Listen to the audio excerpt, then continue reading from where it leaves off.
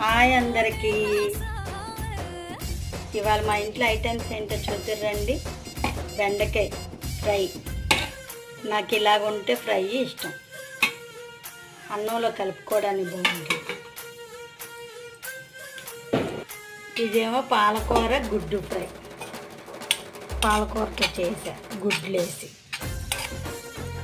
ఒకసారి మీరు ట్రై చేయండి ఫ్రెండ్స్, చాలా బాగుంటుంది. ఇలాగా మా చిన్నోడికి ఇష్టం. ఇలాగా వేడి వేడి అన్నం.